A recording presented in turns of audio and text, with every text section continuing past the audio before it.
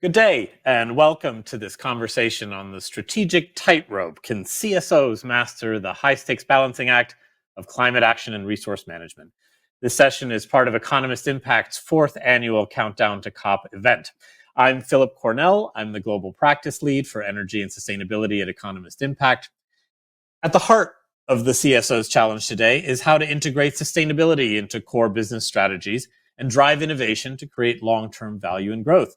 CSOs have to think about measuring and communicating the financial value of green initiatives, of building sustainable supply chains, using technology to drive green transformation, identifying profitable circular economy opportunities, and developing products and services with a strong sustainability value proposition. So, how do CSOs determine their priorities for action?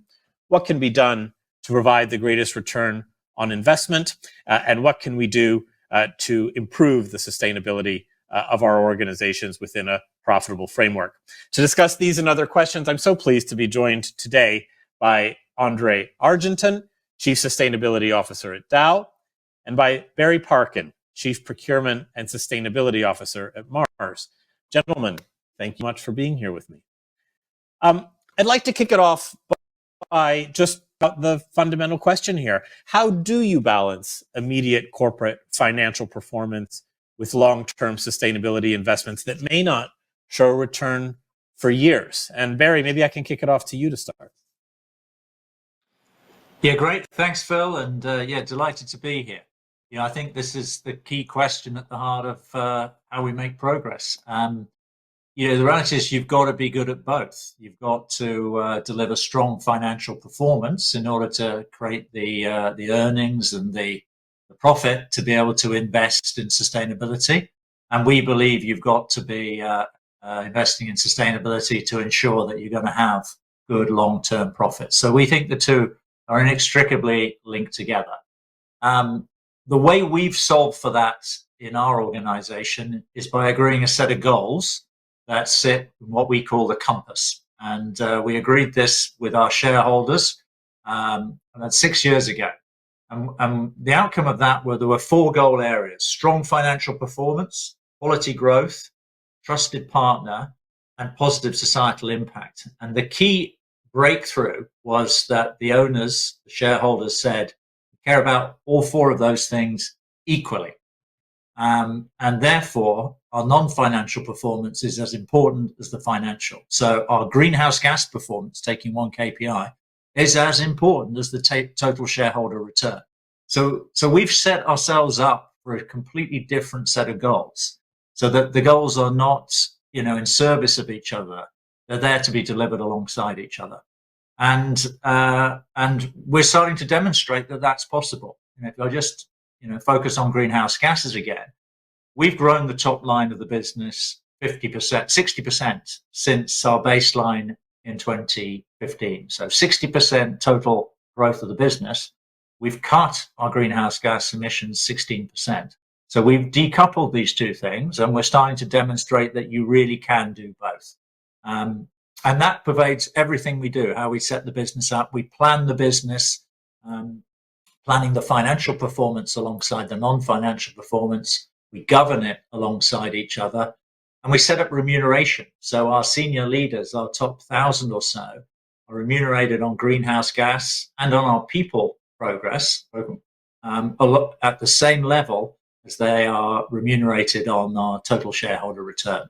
So, that's how we've done it, and it seems to be working for us. Thanks, Barry, and I really appreciate the discussion about internal incentives. We'll get off to talking a little bit about internal stakeholders and how we manage that process in a bit. But Andre, maybe I can pass it over to you. Is financial performance also for you just one of several metrics? And how do you think about specific trade-offs that you might have dealt with in the past? Thank you, Philip. And it's easy to follow Barry here because he outlined such a perfect playbook, very similar playbook that the one that we use. Financial performance is key, but it's not the only parameter. Like Barry described, we've decided and committed to external goals, and these goals include a significant reduction in greenhouse gas emissions, and we are on track on those. We committed to a very aggressive set of goals that we call Transform the Waste, to bring 3 million metric tons of circular and renewable solutions to the marketplace by 2030. And those are out there. They are the expectations from our customers, like Mars. They are the expectations from our investors. They are also part of leadership of the company compensation. We have goals around those. And it's really about making the decisions today that are creating value today. And I want to say that these are not only long-term value creation, they are creating value today. There's no business that I can gain in the marketplace with company like Mars if I do not have these commitments and if I do not have actions in this space. So absolutely, we are on track on what we told the world, and the world is expecting us to create value today and fund these projects on decarbonization, on circularity, looking at the holistic impact across the value chain and the impact to planet. Thanks, Andre, and I'm glad that you mentioned this sort of holistic approach. I mean, I think both of your organizations pride themselves on taking a holistic approach in different respects. Barry, Mars's net zero roadmap really is a comprehensive guide looking at emissions throughout your value chain. Can you describe a little bit more about the partnerships that you mentioned briefly? How do you engage with partners and suppliers? And I'm thinking about everything from packaging to farmers and everyone else in your value chain on these issues. Yeah, no, happy to. I think maybe just set the scene with that roadmap. So we published a roadmap of how we intend to halve our footprint by 2030, which is, of course, what science requires. We need to be on that straight line to zero. So halving the footprint by 2030 across everything, all scopes, scope 1, 2, and 3, nothing left out, and including all acquisitions. We're making a lot of acquisitions. So every time we acquire a business, we acquire their footprint, we acquire their history. So if you think about that, by 2030, we will have almost certainly doubled the size of the business, and we're going to have halved the footprint. So it's a 4x improvement in carbon intensity. So that has absolutely nothing to do with continuous improvement. The only way you can achieve that is through radical transformation. So, and then you throw on top of that the vast majority of our emissions are embedded in the goods and services that we buy.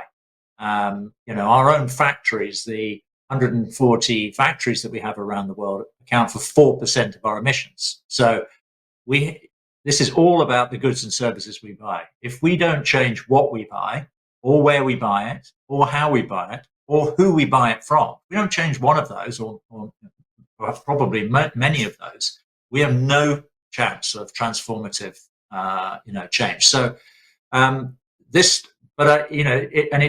it's not about, hey, calling up all my current suppliers and saying, hey, can you do a bit better? Because that will at best give me continuous improvement across some of them. So it starts from fundamentally looking at what are we buying? Can we change ingredients? Can we completely redesign this supply chain? And that's why I've got the job I have. And that's why procurement is the most important function in our business on carbon reduction, because, it's the sourcing managers, the sourcing directors, they've got to reimagine and redesign those supply chains.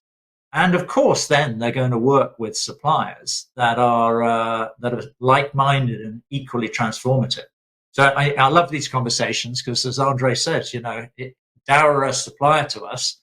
They're in my scope 3 footprint. If Dow's aren't going to transform their footprint for me, they're not going to be in my supply chain in 10 years' time. So, it is about, Andre says, I get it. This is about finding the partners who are willing to be transformative and reimagine the supply chain. Andre, are you going to be in Barry's supply chain? Yeah. 10 years time? Absolutely. It's a great question. We are there today and we'll continue to be. If you look at the things we are doing, they are in response to what our customers are asking us, like Mars, and in response to what society is asking. So let's talk about decarbonization as one of the KPIs that Barry mentioned.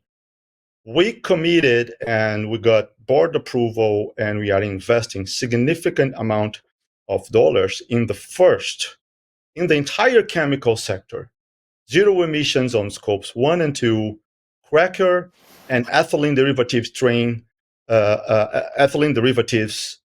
plant in the world. Nobody's doing that. Nobody's putting that amount of commitment, technology, risk taking in to produce that low emission product that is needed so that Mars can design their products using Dow as a supplier. The same goes on circularity. It's clear to us that if we don't take action, if we don't bring the 3 million metric tons of circular and renewable solutions, we will have no business with leading companies like Mars. Is it every company that is leading? No. But when the dust settles, Mars is going to be around, I believe. Dow is going to be around because we are like-minded. And so back to this question on how do you choose suppliers, it's about choosing suppliers that are putting the investments and the technologies and the business models today to create that future. And it's really a supply-demand imbalance that exists today. That's why we see value creation today, because there is clear demand. And those companies investing first, I believe we are one of those, will have an opportunity to create value. Yeah, so let me talk a little bit about build. Maybe, yeah, Barry, please. Yeah, maybe I could build on that. Yeah, this is the reality. We're in a moment in time when customer supplier relationships are going to be strained and they're going to be transformed, and there's going to be winners and losers. And absolutely, if Dow produced the lowest carbon chemicals and products that I need, then I'm going to move more and more business towards them. And if they're on the flip side, if they're the highest of the peer set, they're going to lose the business. And that works all the way through the value chain. If I'm in a conversation with my customers, who are the retailers, they've got their own commitments, and a bunch of retailers say, hey, we want to halve the carbon footprint of our shopping basket. I said to them, I know how you do that. And they go, how do I do that? I says, you fill it with Mars products, because all of my products are going to halve the footprint. Now it's a bit tongue in cheek, but you get the idea. These signals need to move all the way through the value chain. Great. And when it comes to those business models, maybe Andre, sometimes the choices aren't simple ones. I mean, you talked a little bit about circularity, but I'm also thinking about how we consider competing risks. For example, emissions versus things like water resources and water resource management. How do you think about those things where they might present trade-offs in these sort of different approaches to sustainability? Yeah. I love your question. At the essence, what you are asking me is how good are we as a company to make decisions with a system thinking and approach versus solving for single variables, right? That is the essence. How do we balance those things? And there are two challenges in answering that question. Is the complexity of the answer to the question itself, and then making the right decision, having the right framework. So let me the complexity. The only way you can solve those questions is to make a business-informed decision grounded on science. I'm not inventing anything here. Life cycle assessment is the practice that gives the scientific and technical answers to those questions.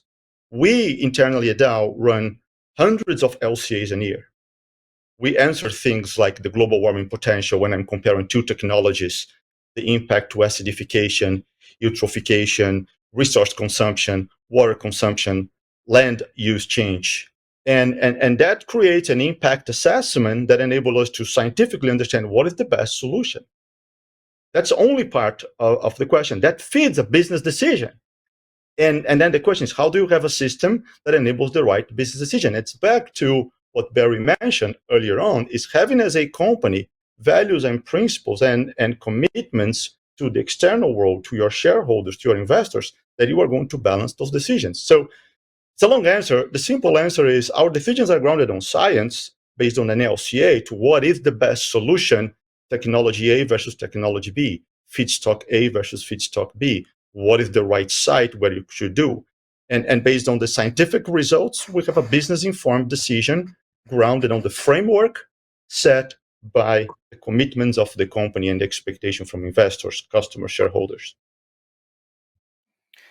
I mean, I'm struck by the fact when you talk about these life cycle assessments, all of the different kinds of inputs and variables that you have to manage at the same time. And I think that really raises this question of data management, right? Understanding really what are the data, the variables at each stage of your product development. So maybe Barry, I can switch it over to you. What kinds of technologies have you found to be effective to kind of manage the data, to collect that data and to evaluate the right data? How do you think about this data management problem? Yeah, at its heart, it's if you think about our supply chain, which is a lot of agriculture and sourcing materials all over the world, we source from more than 100 countries.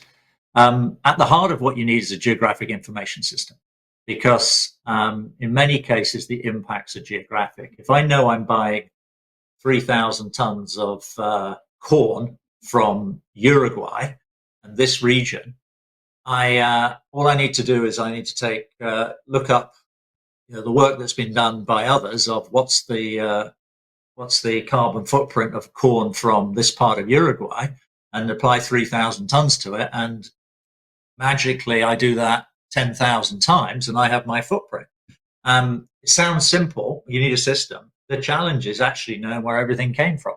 And because we don't have our own farmers typically, and in some cases there's one supplier between me and the origin, sometimes there's two or three. So if I go back 20 years ago and I was buying raw materials and ingredients then, we often didn't know what country they came from.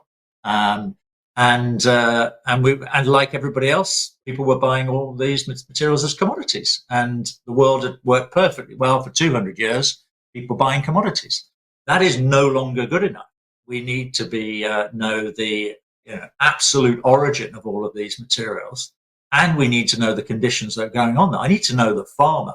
I need to know the family. I need to know his kids going to school. I need to know his income. I need to know what fertilizers and pesticides he's using on that land. So this has been an explosion in transparency, and we are quite well through that now.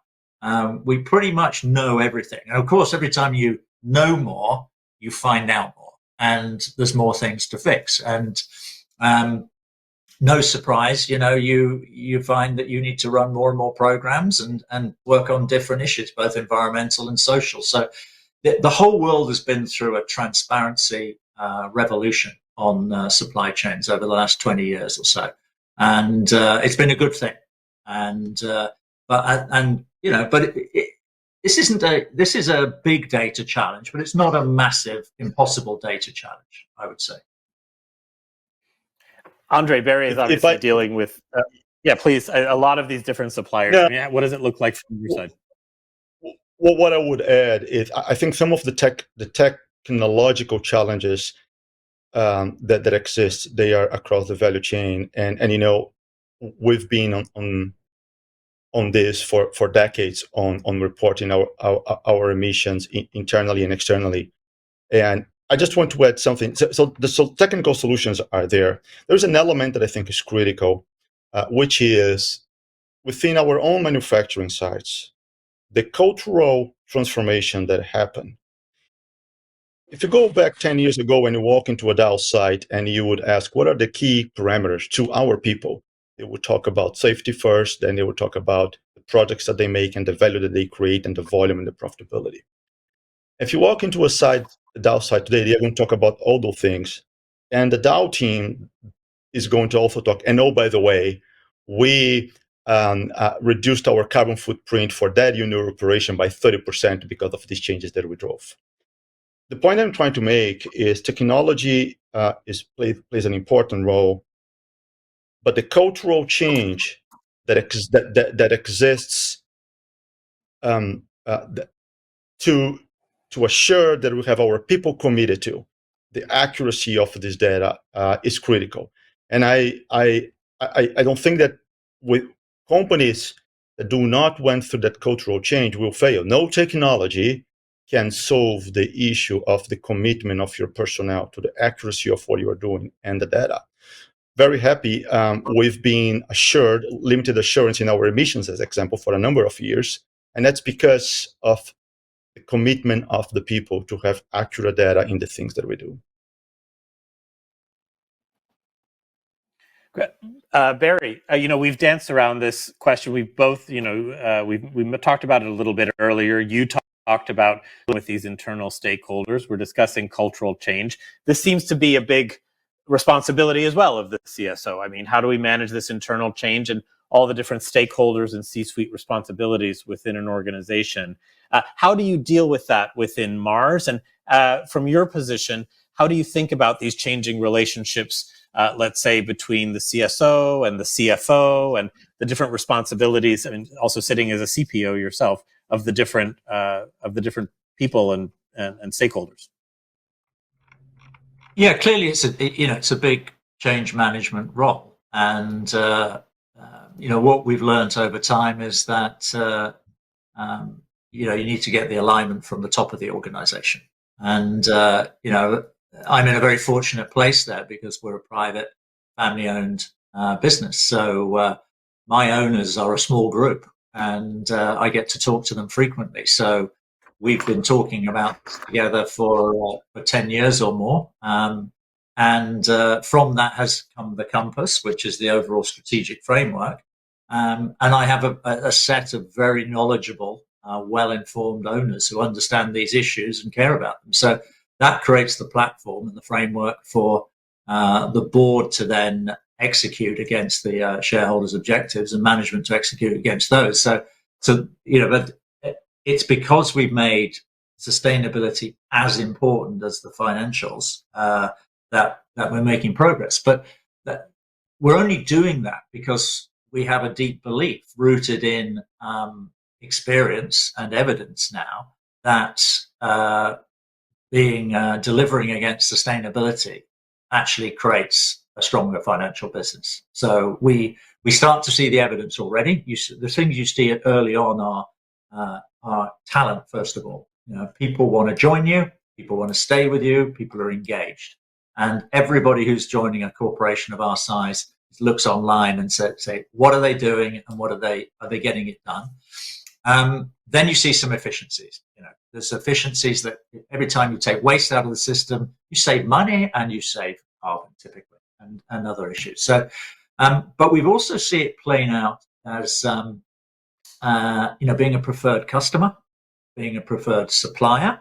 So I'm sure Dow would like to sell to us into the future because we're good guys and we're good customers, but also a preferred acquirer. So we've been acquiring a lot of businesses, and we hear from the people we're buying from that they've decided it's time to sell their business.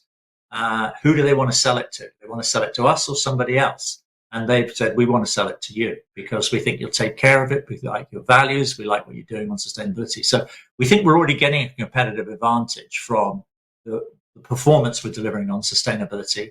And we think that will be even more of that in the future. We're going to be a low carbon business. There are going to be benefits of that. The price on carbon has got to go up. So it'll play through into the P&L. But it's not for free. And you talk about the relationship with the CFO. There are companies waiting for sustainability to be free. Well, the bad news is it isn't going to be free. There are investments needed here. We're investing $1 billion in our carbon reduction plan over the next 3 years.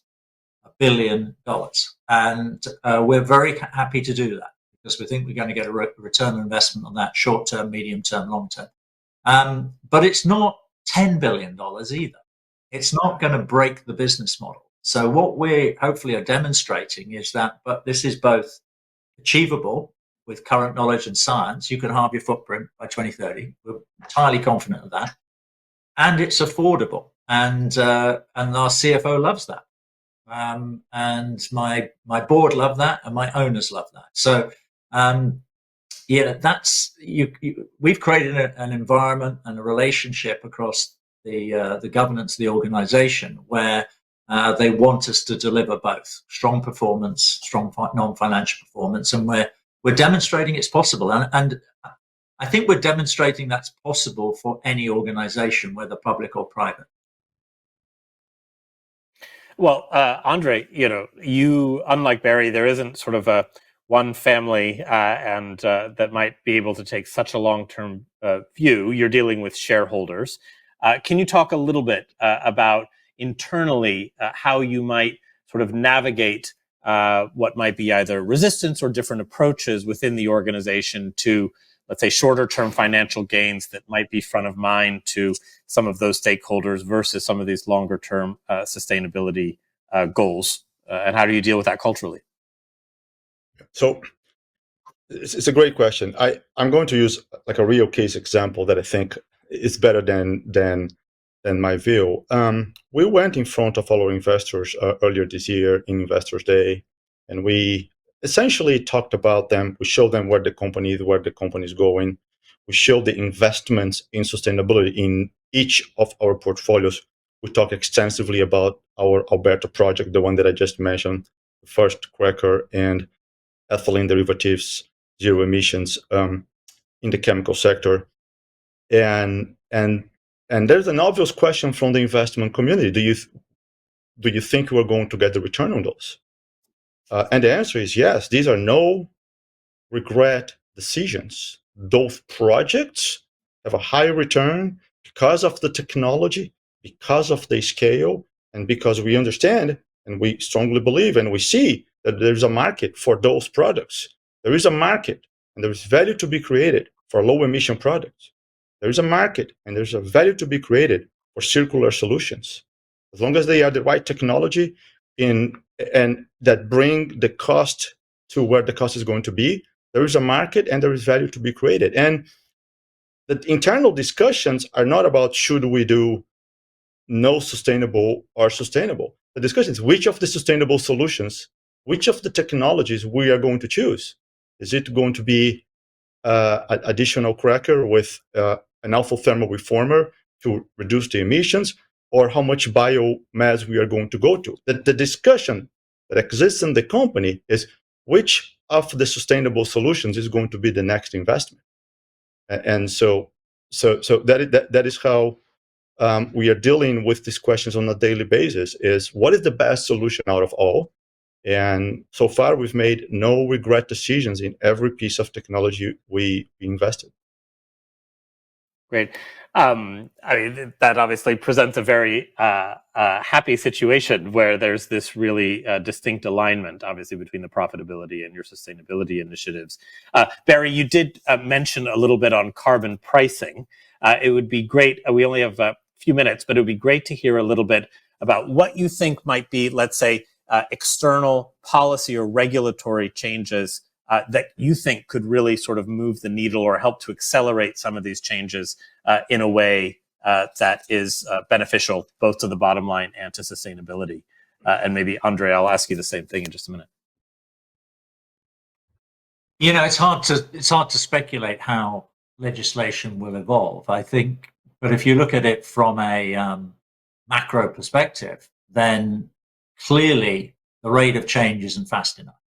You know, clearly the world is warming faster than is desirable. We're about to pass 2 degrees. We're on a path towards 3 degrees. You know, so at some point, one would hope that there will be more incentives to drive the decarbonisation. And if you look at both, you know, countries' performance, then, you know, many are lagging behind what they've committed to. If you look at companies' performance, and there's been thousands and thousands of net zero commitments over the last few years, the evidence would suggest that most companies are not getting this done. So, you know, if you think, well, okay, countries may not get it done, but companies will, and companies matter. You know, our footprint is the size of Finland, and we're by no means the biggest company. I'm sure Dow's is much bigger than ours, and some of my other suppliers are much bigger. So companies matter, and there's lots of evidence that they're not getting it done.